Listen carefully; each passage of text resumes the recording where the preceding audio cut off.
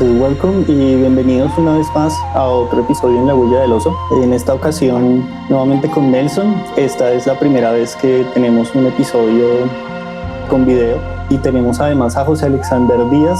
Él es un profesor e investigador de la Distrital y la idea es que nos pueda compartir un poco más sobre este proyecto que él lleva avanzando con Siente y con Sieri. Entonces, bueno, pues gracias por la invitación, gracias Alejo, gracias Nelson por permitirnos encontrarnos en este escenario.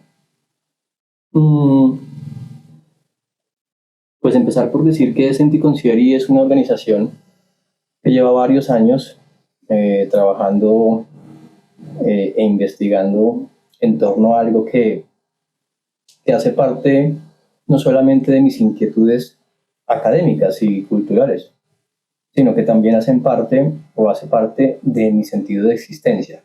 Senti Consieri ha venido indagando más o menos alrededor de unos 10 años en términos de lo que significa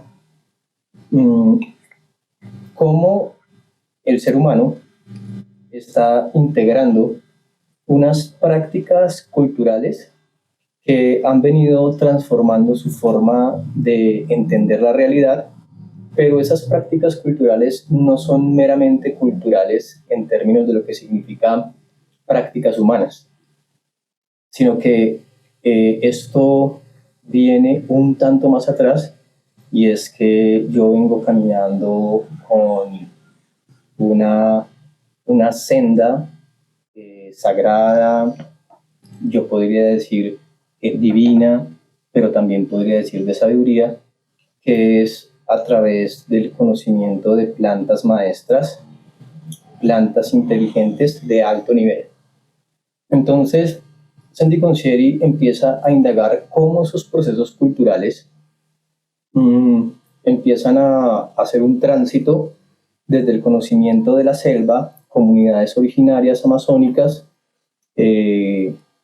toda la zona de lo que significa lo que llaman la cuna de taitas mayores y chamanes, y cómo desprende desde allá, desde la selva, y viaja directamente al mundo mestizo con una necesidad específica, y es salvarse a sí misma para salvarnos a nosotros. Digamos que es una de las primeras hipótesis, ¿cierto? Y esto se alterna con un sentido importante que es la visión de un cambio social. Como profesor y como investigador, he tenido la posibilidad de entender maneras en que la academia, los estudios culturales entienden todo este conocimiento, ¿cierto? Pero esto es una perspectiva que se debate entre lo que piensa Occidente y los saberes del sur, ¿cierto?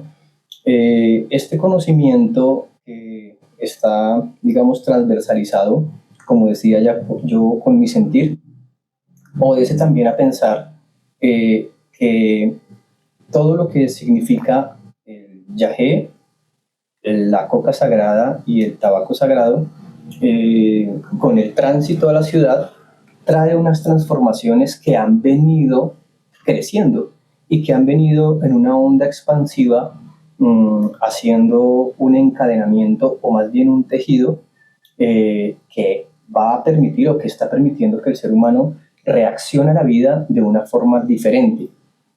Entonces, un tipo de población mestiza, una comunidad mestiza, no se define como se define una comunidad originaria.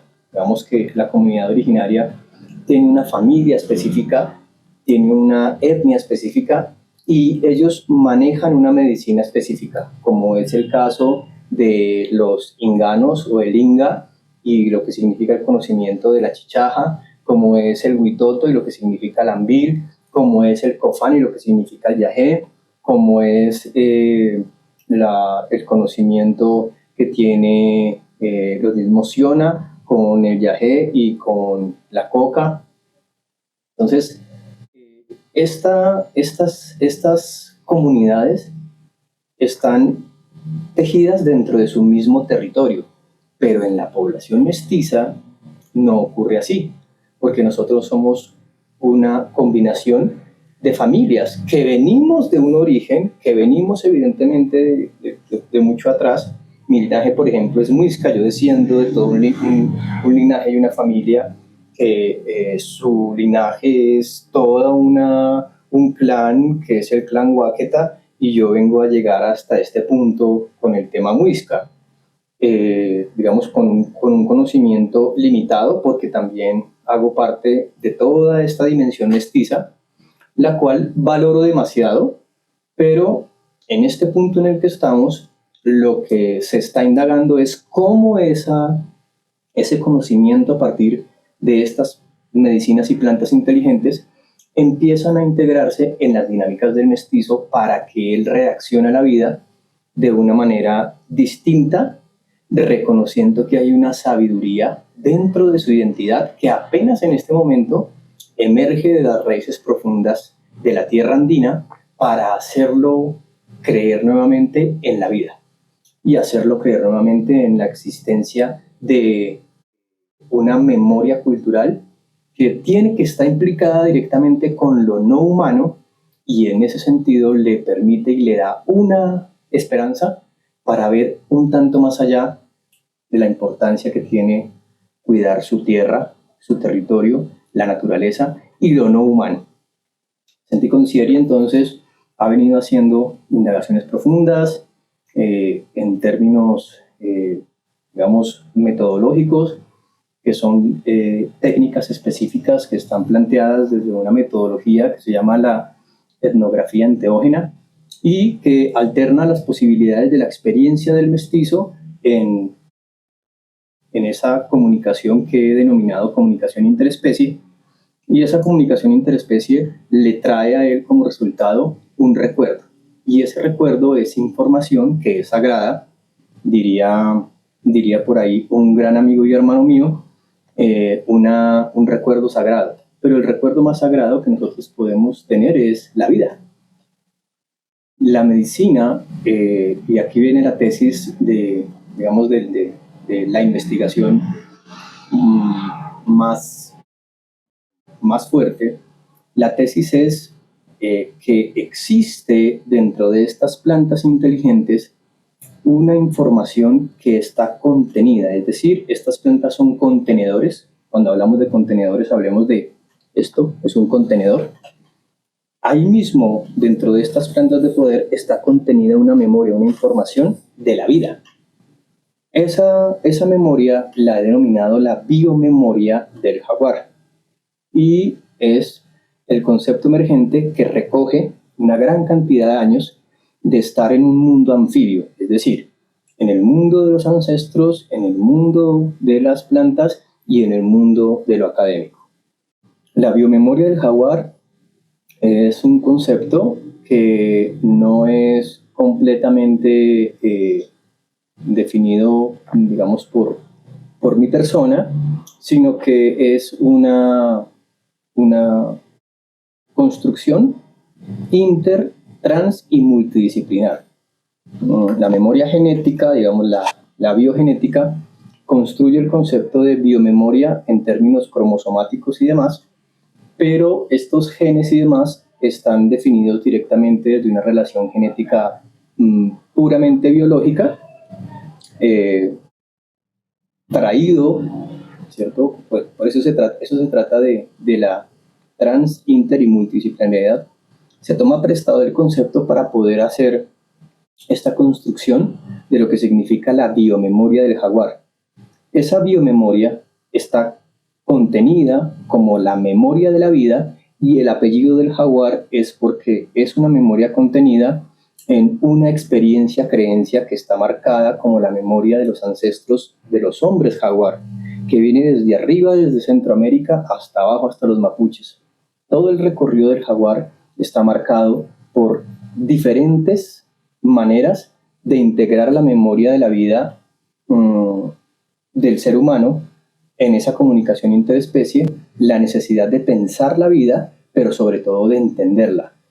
La vida en sí misma tiene una un valor que es inagotable.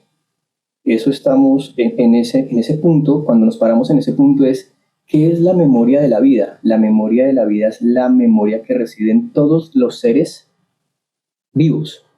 Todas las especies tienen una comunicación con la vida que es irrefutable.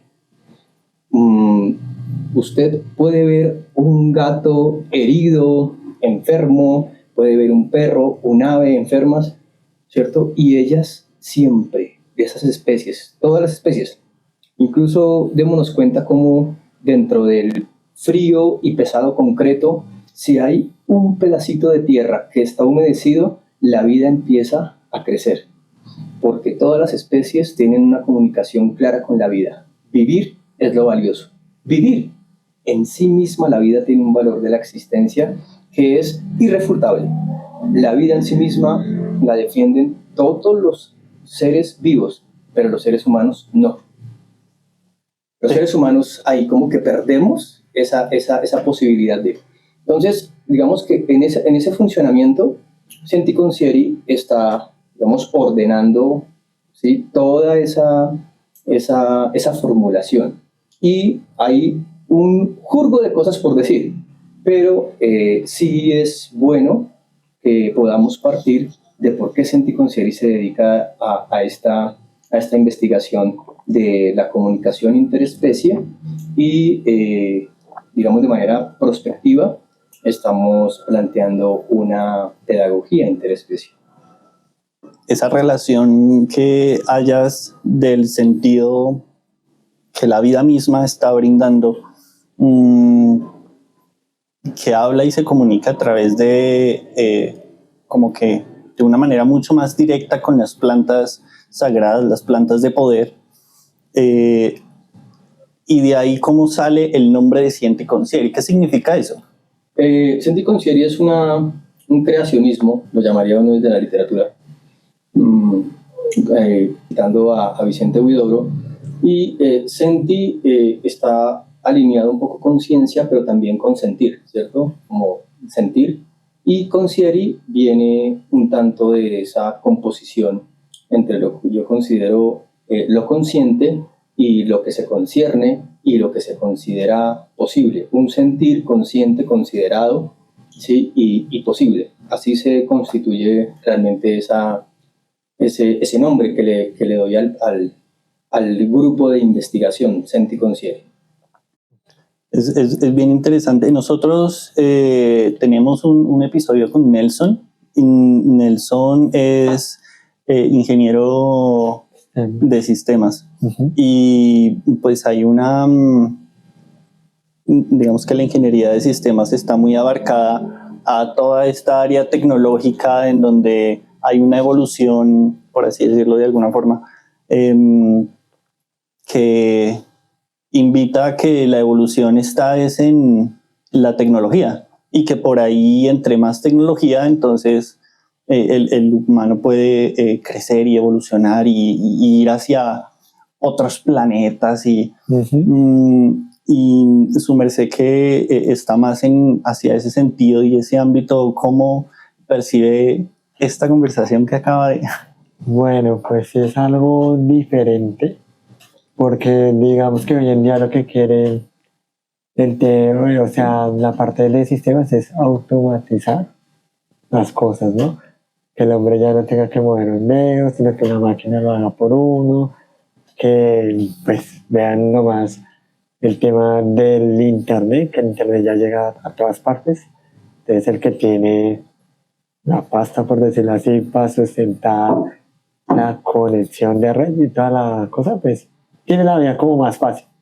Entonces uno, pues lo que decíamos en el capítulo que se hizo, uno sigue en el ciclo de que me levanto, hago siempre lo mismo, llego, descanso, y al final nadie se cuestiona de estas cosas. Por ejemplo, si me preguntan, yo hasta soy parte del ciclo, porque hasta el día de hoy me enteré de esto, ¿sí?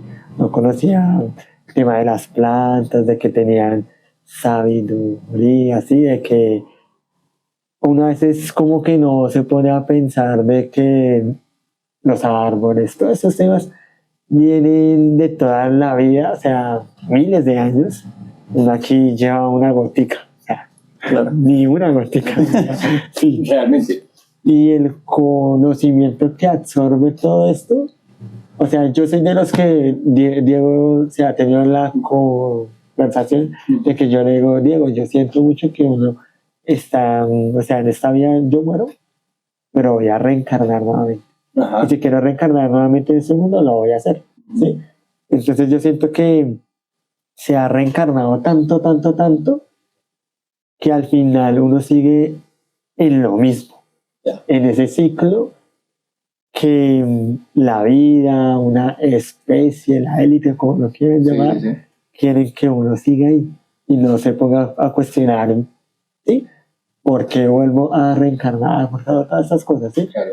Entonces, digamos que conocer de estas cosas Ujú. le invitan a uno como a cuestionarse más, ¿sí? Claro. Como a tener término de la conciencia, lo que Claro. decía José. Ujú.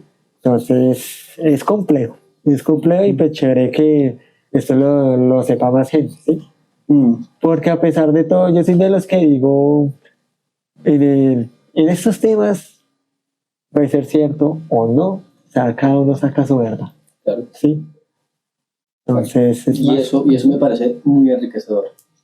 Porque uno estar sentado en un contexto donde se está hablando y se está viviendo de lo mismo, pues uno tiene aceptación, ¿cierto? Ah, sí, claro, tienes razón, porque es que, claro, yo también sé, pero cuando uno se sienta, y por eso es tan importante el diálogo interdisciplinar, cuando uno se sienta a conversar desde un contexto donde no se sabe nada de esto, pero si él me habla desde su escenario técnico-tecnológico y llevémoslo a un punto de la inteligencia artificial, pues yo también voy a desconocer el asunto.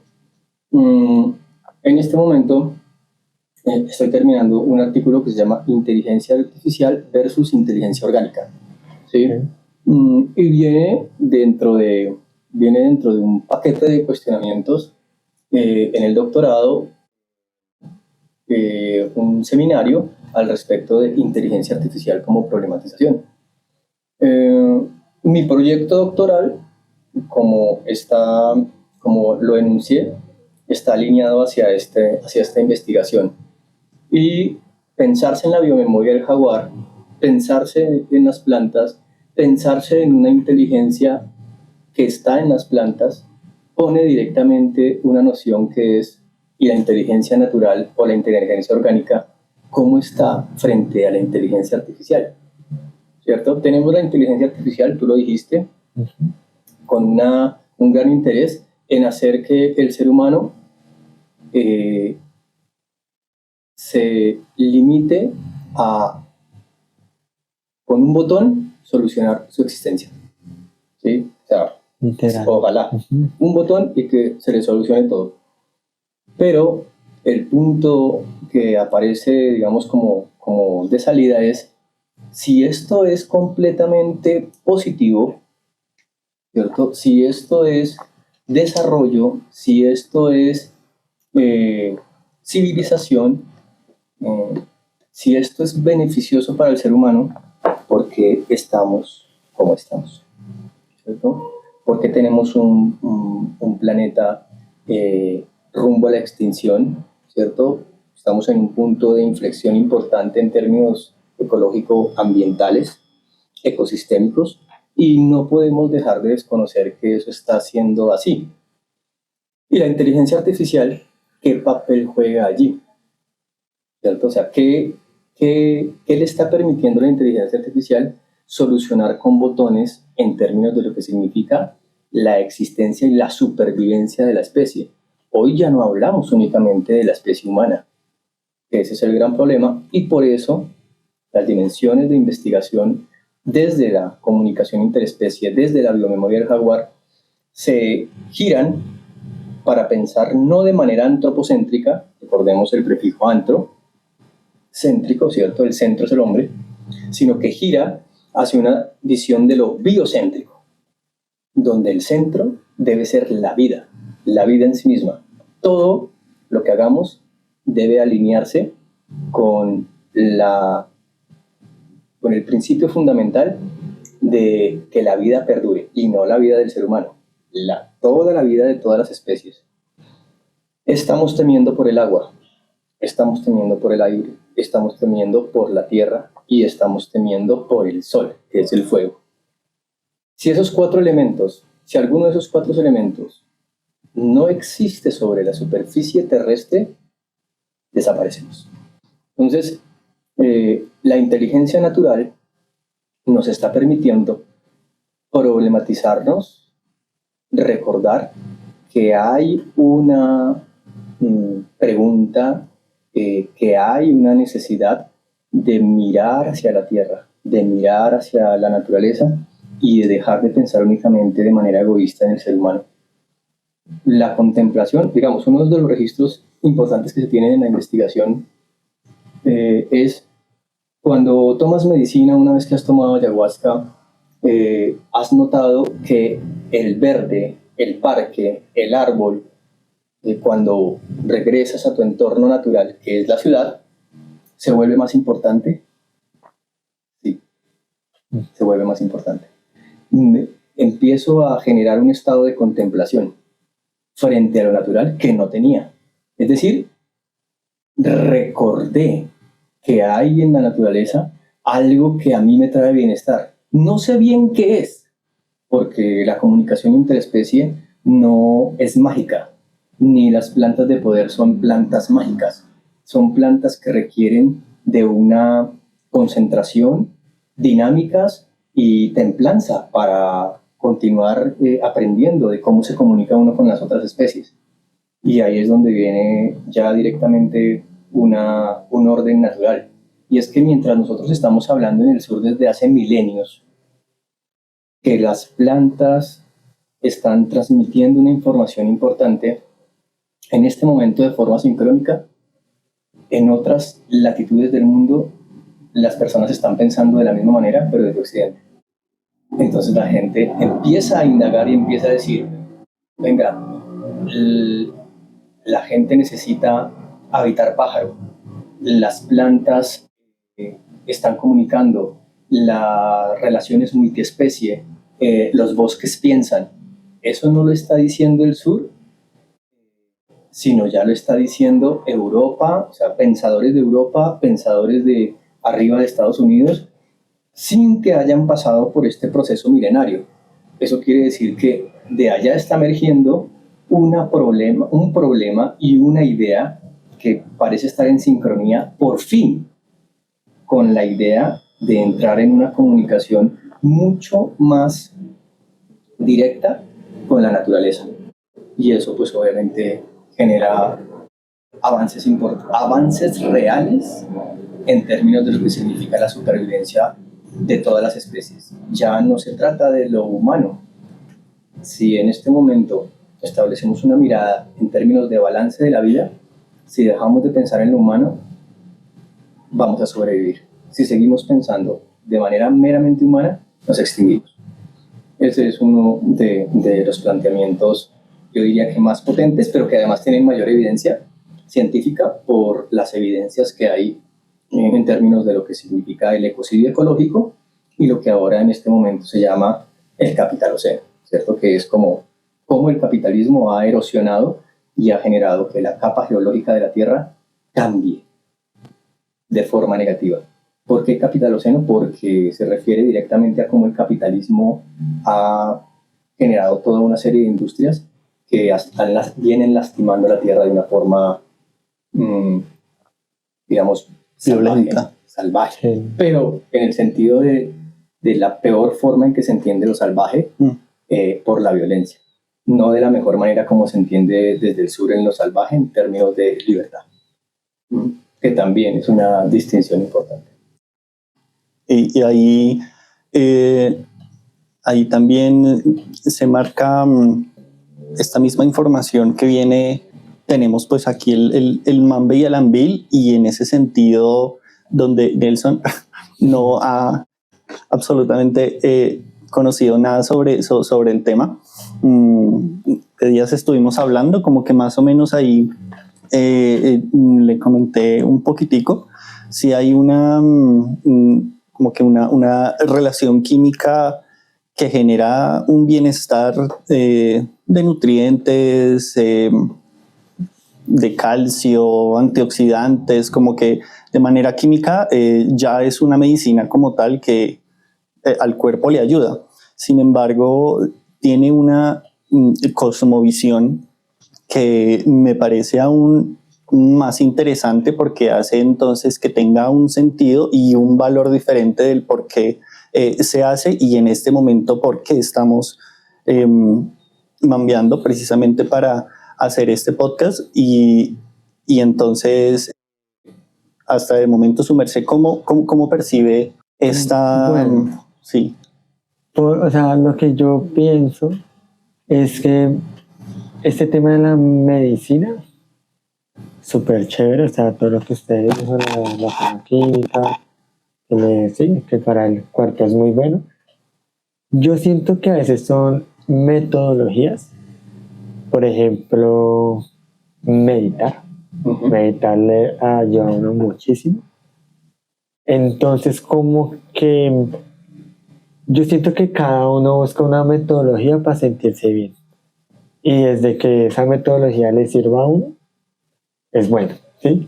Entonces, por ejemplo, yo soy cuando yo siento miedo o algo así, respiro, tomo aire, cierro mis ojos, ¿sí? Y intento que mis pensamientos no hagan que mi manifestación sea mala.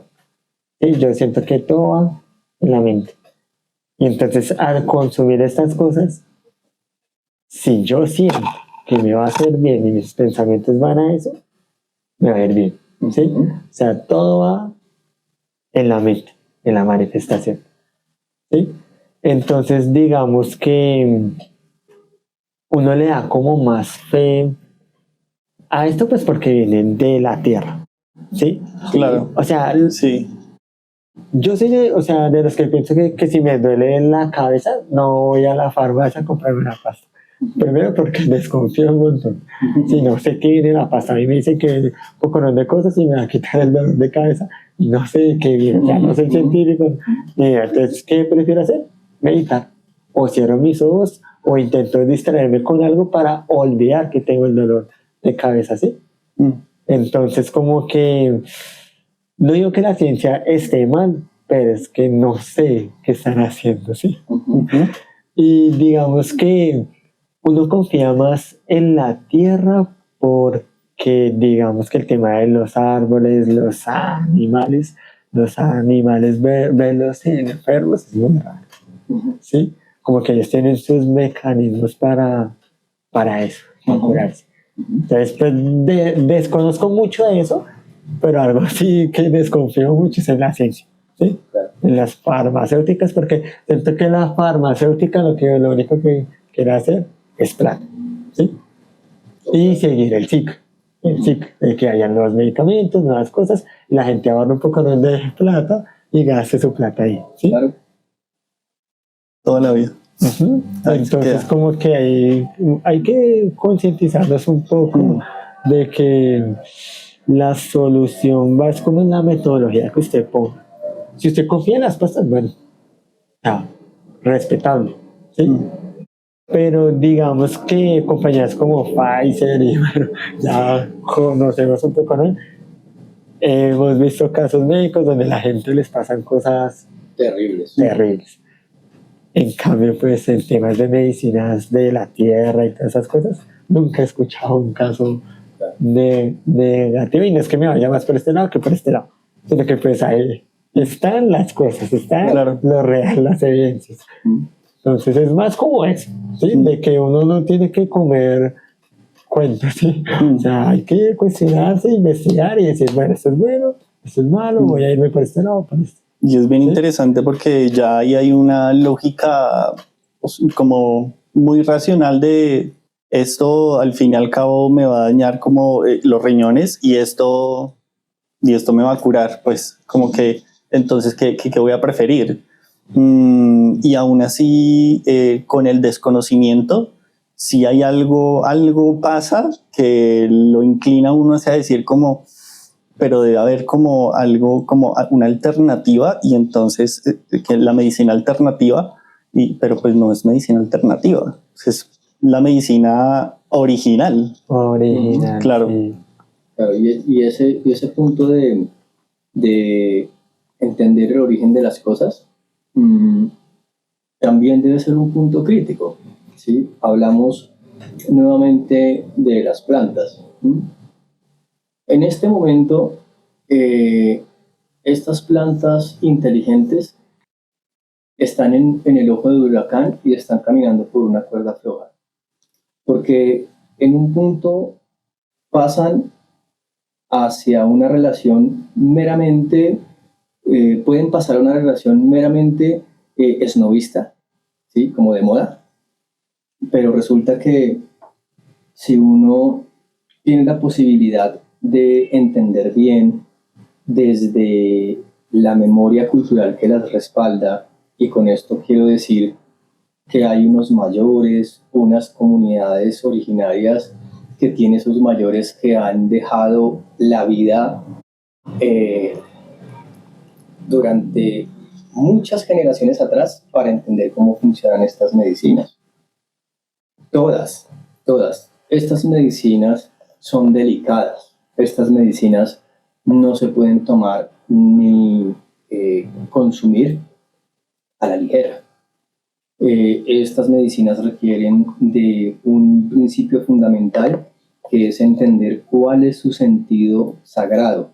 Y ese sentido sagrado hay que tomarlo directamente de la fuente. Y la fuente es los mayores, los originarios.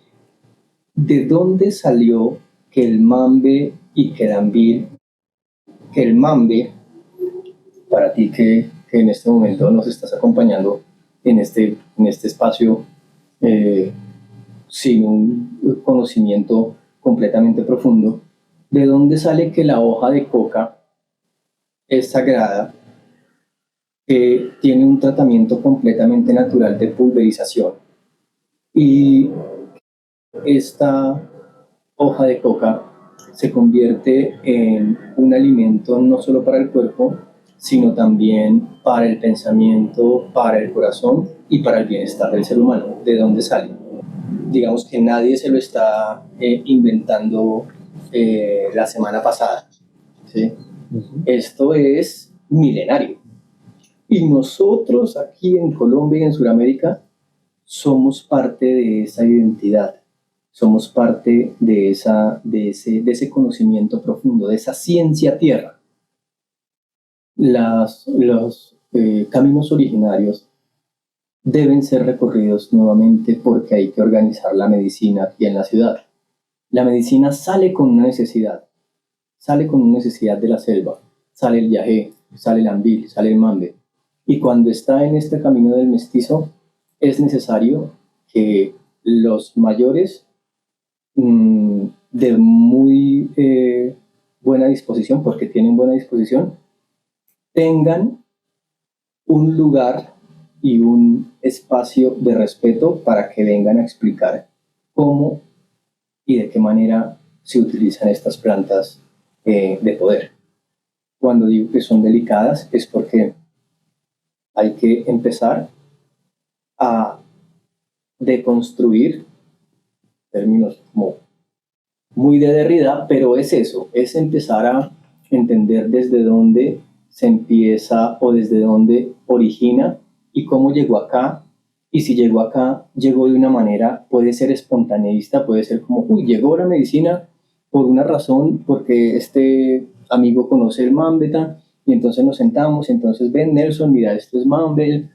Pero cuando viene un mayor y le dice a uno, venga, es que le voy a contar el origen desde mi asiento de conocimiento, desde mi canasto de conocimiento.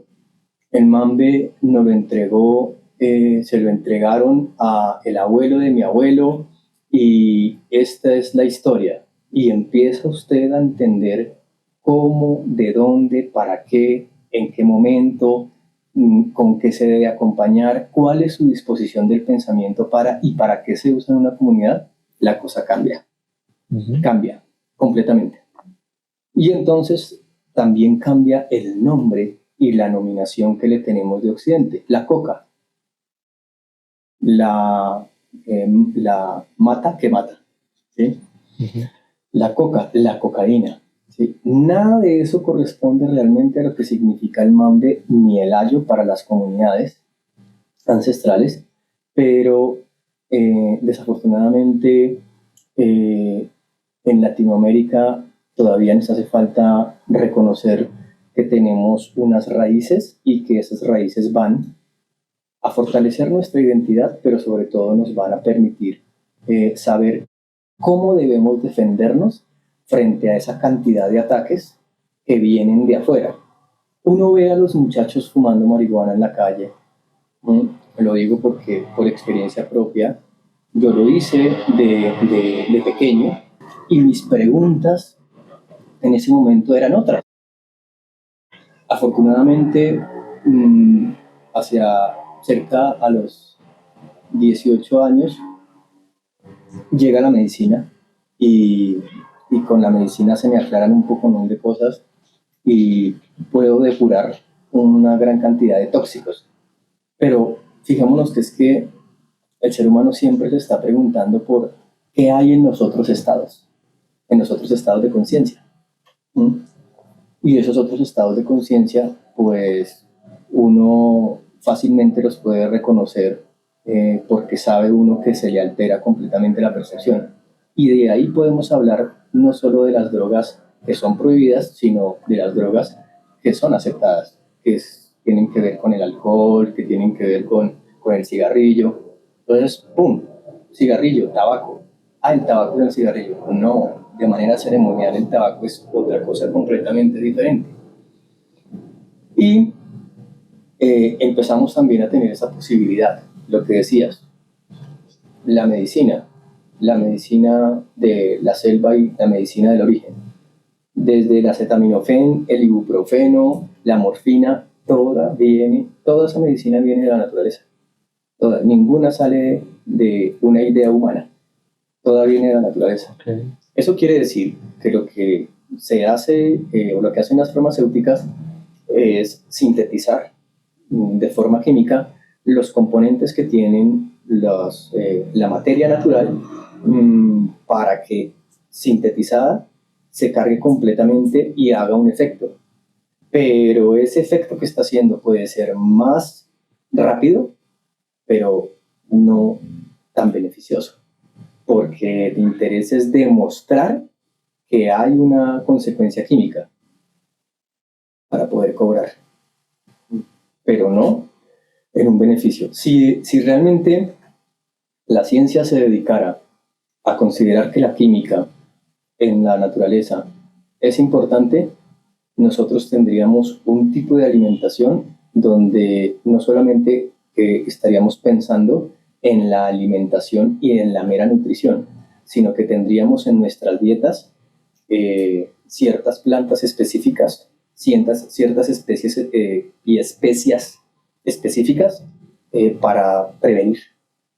Cocinaríamos de esa manera, pero eso sería una farmacéutica avanzada, porque eso querría decir que está pensando no de manera antropocéntrica, sino de manera biocéntrica, es decir, para sostener la vida, no para sostener un negocio, que el centro es el humano y una familia o unos socios. Fíjense cómo cambia la percepción de entender la vida desde la relación biocéntrica en términos del centro de la vida y cómo hace esa variación. Si las plantas inteligentes se aprenden a usar, se les da el lugar, se empieza a organizar y a ordenar el tejido de lo que significa las plantas inteligentes y las plantas de poder en el mundo mestizo, las personas empiezan a entender que los beneficios son mucho más avanzados, porque cuando aparecen las plantas de poder resulta que aparecen estos espacios, los espacios de mambiadero. Para ti, Nelson, que estás entendiendo un poco de ello, se convierten en espacios terapéuticos, donde la gente se siente apoyada emocionalmente y espiritualmente y de forma personal. Y entonces empezamos a tejer experiencias y esas experiencias empiezan a fortalecernos. Y empiezan a fortalecernos porque nos dejan expuestos a una condición humana sensible, íntima. Y es algo que no sucede normalmente porque nosotros siempre estamos como programados por el capitalismo, por el sistema, estamos compitiendo por ser el mejor, por ser el más fuerte, no por ser el más débil. Y esta medicina sensibiliza a uno para que uno reconozca que tiene ciertas debilidades y que esas debilidades las puede uno compartir, y no significa debilidad, significa darse cuenta de que necesita del otro. Y es todo un trabajo, ¿cierto? Y es toda una transformación de la vida en comunidad, y vuelvo y digo, y no es una comunidad como las originarias, sino que son pequeñas comunidades, digamos que se consolidan pequeñas tribus dentro de la ciudad para retornar a la forma original de encontrar curación entre todos. Pues ahí se vuelve importante que aparezca un mayor y siembre la palabra de cómo se hace todo esto para que esas poblaciones que ya están en ese camino no se queden huérfanas de palabra y de memoria, cierta memoria cultural, pero sobre todo una memoria de origen. No sé, ahí sí me gustaría saber, digamos, también en términos de lo que te explico, cómo percibes estas ideas y estas posibles experiencias que están teniendo los seres humanos a partir de esta comunicación.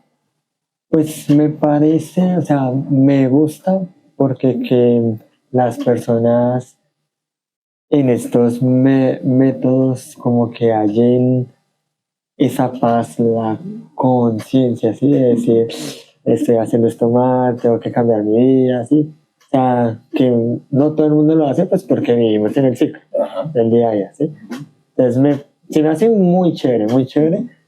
Y adicional a eso, algo que quería comentar era que yo le mencionaba a Diego que digamos que para mí todos son dioses, ¿sí?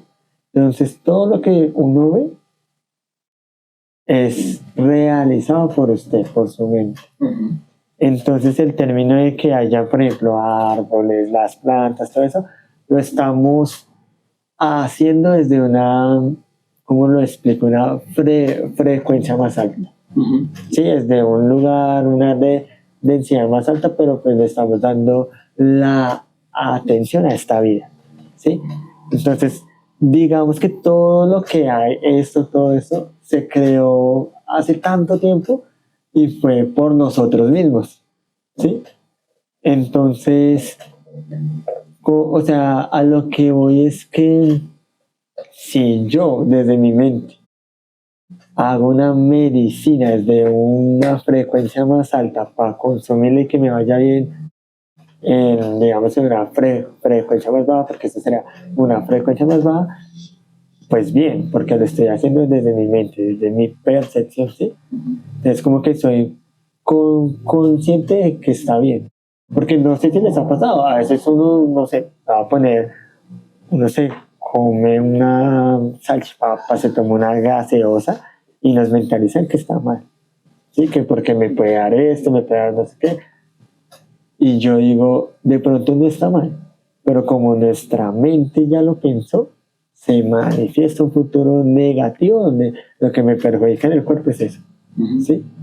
Entonces yo lo veo más como una percepción, ¿sí? Y digamos que no digo que se le dé tanto poder a esto, sino que digo que las experiencias de los antepasados lo respaldan. Entonces, como le dan tanta fe de que esto funciona, ¿sí?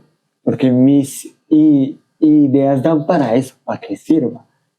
Pero en cambio, si usted lo rodean todos los días de que esto está mal, esto está mal, esto está mal, pues al final se va a enfermar por eso, ¿sí? O sea, eso pasa así. Entonces yo lo veo más como eso, ¿sí? O sea, Sí lo entiendo. Bueno, digamos que en el punto donde uno logra encontrar esa, esa vinculación de la fuerza del pensamiento, claramente está ya más que demostrado que la mente humana tiene una fuerza suficiente para enfermar o para sanar, ¿cierto? Y seguramente, de la forma en que yo lo percibo, no podría llegar a creer que el ser humano crea una realidad material, ¿sí? Más, en términos de la materia, creo decir, el ser humano no es capaz de crear esta belleza, ¿sí? No es capaz de poderla crear. Pero el ser humano es capaz de crear una condición donde lo que lo acompaña, por eso digamos como que la relación se vuelve no antropocéntrica, sino que es el ser humano debe entender y es necesario que entienda que no únicamente él es el dueño de la realidad, porque el ejercicio de la mente humana está demasiado centrado en sus propios beneficios, en su propio beneficio, y su propio beneficio está directamente como conectado con sus intereses. ¿Qué es lo que le interesa al ser humano para que salga bien? Pues podemos decir, hay un balance importante que conseguir, que es bonito lo que dices en este sentido. Si nosotros conectamos con la medicina y hacemos que esta forma de comunicación a través de la conexión con las plantas de poder y entre los seres humanos, nuestra mente emita una, tú lo dijiste, frecuencia, pensamiento, un pensamiento bonito, un pensamiento de cambio, de beneficio, de generosidad, de solidaridad, de misericordia, no solo por el ser humano, sino por las otras especies, pues eso es un beneficio natural que aparece. Pero la cosa hay que mirarla, digamos, en términos de un balance importante, y es que el ser humano también tiene que empezar a revisar qué tanto del poder de la mente le ayuda no solamente para que le vaya bien en términos de lo que significa el éxito, sino cómo se revisa para que su mente esté bien, para que, o con el fin de que la vida, toda la vida, le vaya bien, ¿sí? No solamente en términos del sistema capitalista, porque claro, el término de el pensamiento de la hora, el pensamiento del secreto, el pensamiento de vamos a crear la realidad en términos de la abundancia, eso funciona. O sea, hay que levantarnos con el pie derecho, hay que levantarnos con el pie derecho, y claro que sí, y la vamos a hacer y vamos a estar bien, pero fíjense que esa perspectiva es meramente humana, o sea, mero del interés humano. Y nosotros podemos decir, nos va a ir bien y toda la cosa, de forma material, se sienta en beneplácito, es decir, se sienta beneficiado. Pero hay algo allá adentro que sigue con un vacío, que resulta que es que este personaje es millonario pero se suicidó, resulta que este personaje tiene empresas pero tiene ataques de pánico, de ansiedad, pero es que, ¿sí? Pero su mente con respecto al tema del éxito está enfocada. Entonces, hay un desbalance, ¿cierto? Porque resulta que hay otras cosas que no solamente significan éxito productivo, sino que hay un beneficio que tiene que ver con una naturaleza interior que se necesita, el ser humano se apropie realmente de lo que es, y es una especie más, no es el centro de la vida en esta tierra, es una especie más, solamente es una especie más. Porque va a resultar el ser humano, pensando que es exitoso, y sin planeta.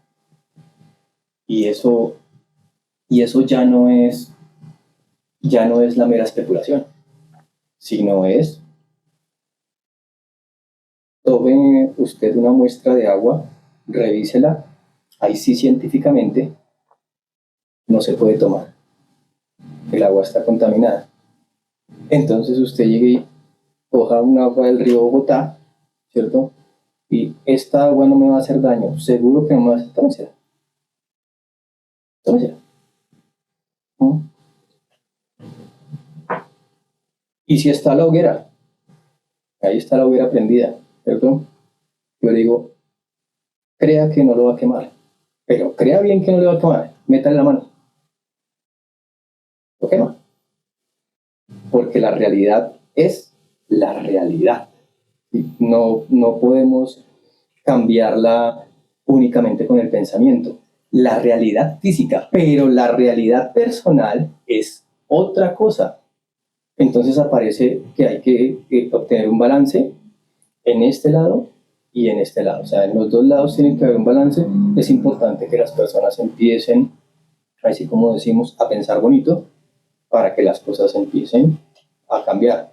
Pero es importante que la gente empiece a hacer acciones también específicamente buenas, no solo para sí mismo, sino para las otras especies, y eso implica trabajo. Cuando uno habla de Pachamama, uno no se puede quedar mameando, hay que cultivar. Cuando uno habla de Pachamama, uno no se puede quedar mameando, tiene que dejar de comer paquetes, tiene que dejar de hacer basura, tiene que empezar a encargarse de sus propios desperdicios. ¿Sí? No puede seguir, el ser humano no puede seguir cagando en el agua. ¿Sí? Tiene que empezar a pensar de qué manera, qué va a hacer con sus desperdicios, porque todo va para el río y todo va, y ese modelo se estandarizó, y ese modelo no nos va a beneficiar jamás. Jamás, jamás, jamás. Eso llega a un punto donde la contaminación, o hemos llegado a un punto, hemos llegado a un punto donde todos los desperdicios hacen parte de nuestra construcción molecular y nuestro tejido y nuestra vida, porque nos estamos tomando la basura. Cánceres, virus, La Tierra está enferma, pues nosotros nos enfermamos. Y no hay pensamiento que lo vaya a cambiar. Pero si el pensamiento está bien, si está claro, entonces empezamos a generar modelos diferentes, porque el pensamiento es bonito. ¿Deciden dónde aparece el balance? ¿Sí? No es en el éxito, sino en las estrategias inteligentes para que la producción no sea únicamente por el humano, sino por la vida. Y eso es una transformación que es necesaria en este momento para que llegue. Tiene que haber una crisis que es irremediable. Y suena apocalíptico, pero ¿qué pasaría si el fin del mundo como lo conocemos fuera divertido? Porque puede ser divertido que se acabe de alguna manera la vida en la ciudad, nos toque ir al campo y resulta que estando en el campo, con el amigo, con el primo, con el papá, con los que nunca se compartían, y empezamos a sobrevivir de otra manera, y resulta que yo no me había dado cuenta tan bonito que es compartir. Como nunca teníamos tiempo porque todos salíamos en el Transmilenio para ir a trabajar, pues yo no sabía que mi primo, mi papá, las cosas, nosotros como las conocemos, es una costumbre, y nos están llevando al límite para que reajustemos cosas. Pues eso es como lo que yo, las conjeturas que también hacen parte también de otras lecturas que también se han venido alimentando de estos puntos de vista y de las necesidades naturales. Yo hablo desde donde hablo porque yo sembré un territorio, tenemos un territorio donde es refugio de mi familia. Mis padres están refugiados en este momento allá. Hablo como refugio, pero usted en tiempo de capitalismo, usted dice, usted tiene una finca. Yo sí, tengo una finca. Y mis padres están en la finca. Pero cuando yo ideé ese territorio, yo lo sentí y lo ideé como un refugio para la familia. y ahí hay sembrada comida y ya hay comida y hemos comido de ahí y ahí hemos aprendido a sembrar y hemos aprendido. Cuando yo estoy hablando de esto es porque lo he hecho carne, ¿sí? Sí, Y porque sé que trae un beneficio específico, ¿sí? Y sé que otras personas han visto de la manera en que yo he emprendido o me he empeñado en, y esas personas también han emprendido otras maneras de existir, otros modelos de.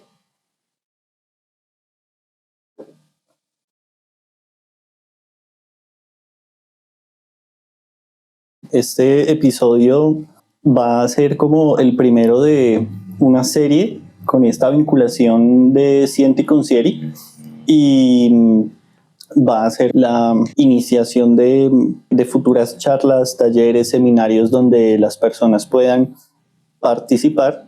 Entonces, con el contenido que se ha ido generando en la huella del oso y esta vinculación consciente con Sieri va a continuar siendo audiovisual. Entonces, muchísimas gracias Gracias Gracias a ustedes. por estar. sí. Gracias Nelson, gracias Alejo y a la gente que nos vea, gracias por escuchar. Gracias.